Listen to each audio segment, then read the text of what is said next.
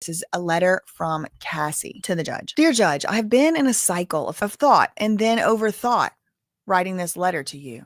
If there is one thing I have learned from this experience, it is that victims and survivors will never be safe. Wow. Although I can hope for justice and accountability, I have come to not trust anything. I hope that your decision considers the truths at hand that the jury failed to see. Wow. Well put. For 4 days in May, while 9 months pregnant with my son, I testified in front of a packed courtroom about the most traumatic and horrifying chapter of my life.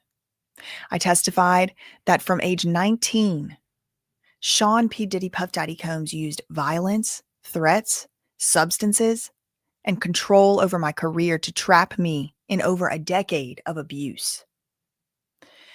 He groomed me into performing repeated S acts with hired male S workers during multi-day freak-offs, which occurred nearly weekly.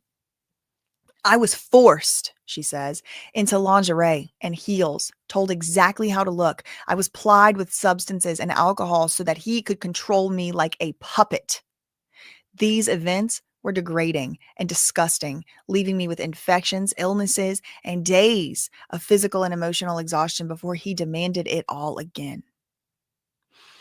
These acts became my full-time job, used as the only way to stay in his good graces. I testified that I learned to read his signals, knowing that when he spoke of freak off, he was demanding them. That refusing meant punishment, losing my car, losing my phone, or worse. He controlled every part of my livelihood and threatened to destroy my reputation by leaking S tapes, a threat he repeated often. His power over me eroded my independence and sense of self until I felt I had no choice but to submit. Wow. Eroded my independence, eroded my sense of self until I felt I had no choice but to submit. When he believed I had wronged him or was not sufficiently responsive, he also threatened people around me and those close to me, including my family. I regularly worried that displeasing him meant putting my family and my friends' safety at risk. I testified about how, beyond these threats, Diddy frequently used violence to get his way. Over the nearly 11 years we were together, Sean Combs would hit me, punch me, stomp on my face, pull my hair, throw my body to the ground and against the wall. The jury saw pictures of bruises on my back from Diddy kicking me and saw the deep gash over my eye that he caused when he slammed me into a bed frame. The entire courtroom watched actual footage of Combs kicking and beating me as I tried to run away from a freak-off in 2016.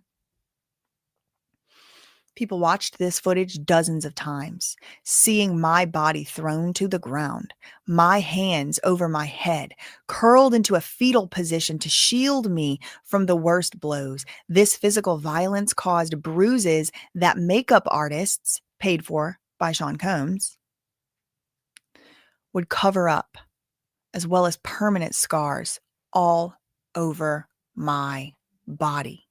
Scars that will never heal. Scars that will never go away if they are permanent, right? She goes on, during my time with Combs, I was in a constant state of hypervigilance, as I was always anticipating demands for S acts or otherwise fearing retribution for any perceived slight. My descent into substance abuse was directly correlated with his increased control over my body, my money, my freedom, and my free will. I used those substances to push through the horrifying S acts he demanded and to numb myself to the physical pain and emotional turmoil I was constantly in. While the defense attorneys at trial suggested that my time with Diddy was akin to a great modern love story, that's a quote, by the way, nothing could be further from the truth. Nothing about this story is great, modern, or loving. This was a horrific decade of my life, stained by abuse, violence, forced S, and degradation. I spent the last 7 years of my own life slowly rebuilding myself, physically getting clean from the substance abuse that Diddy had forced and encouraged, and mentally understanding how to live with a seemingly insurmountable level of trauma.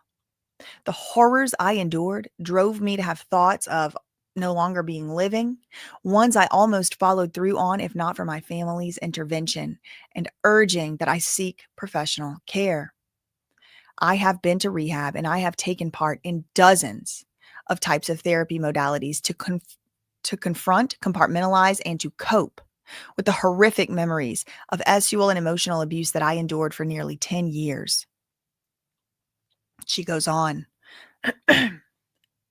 While what he did to me is always present, I am slowly learning how to live my life free of the fear and horrors I endured. And in doing so, I'm fully devoted to my husband and children. I still have nightmares and flashbacks on a regular, everyday basis and continue to require psychological care to cope with my past. My worries that Diddy or his associates will come after me and my family is my reality. So her reality is always thinking that they're going to come after her. I have in fact moved my family out of the New York area, and I'm keeping as private as private and quiet as possible, because I am so scared that if he walks free, his first action will be swift retribution toward me and others who spoke up about his abuse at trial. As much progress as I have made in recovering from his abuse, I remain very much afraid of what he's capable of and the malice he undoubtedly harbors toward me for having the bravery to tell the truth. His defense attorneys claim he is a changed man and he wants to mentor abusers. I know firsthand what real mentorship means, and this disgusts me, Cassie says. He is not being truthful. I know that who he was to me, the manipulator, the aggressor, the abuser, the trafficker. She's calling him a trafficker. Now, just, for purposes of my YouTube video, my own liability and things here, he was found to be not guilty on this. However, she can put whatever she wants in her letter. And this is clearly how she feels about it. It seems to be. I know that who he was to me, the manipulator, the aggressor, the abuser, the trafficker, is who he is as a human, if he's a human, y'all. I mean, she's giving him more credit than I would. Anyway, he has no interest in changing or becoming better. He will always be the same cruel, power-hungry, manipulative man that he is. When I came out with my allegations in my civil case, he flatly denied them again and again. It was only after actual video footage corroborated the exact words in my civil complaint that he issued an insincere apology on the internet. Thanks to the footage and my testimony, this is also something he will forever be associated with. For over a decade, Sean P. Diddy Puff Daddy Combs made me feel powerless and unimportant, but my experience was real, horrific, and deserves to be considered. While the jury did not seem to understand or believe that I engaged in freak-offs because of the force and coercion the defendant used against me, I know that it is still the truth. And his sentence should reflect the reality of the evidence and my lived experience as his victim. Reliving in detail the events and truths described throughout the trial and this letter causes me tremendous emotional pain. I am trying with all that I am to move on. I hope that your sentencing decision reflects the strength it took for victims of Sean P. Diddy Puff Daddy Combs to come forward. I hope that your decision considers the many lives that Sean Combs has upended with his abuse and control. I thank you for your time and attention. Cassandra Ventura Fine. Hello, everybody. Thanks for watching the channel. What you just saw was a clip from a longer video. If you want to watch the full video, you can do that right here, or I don't know, here, one of those spots. Also, do me a favor, make sure you didn't get unsubscribed. Sometimes that happens. Did you like the video? Love you, meaning. Okay, bye.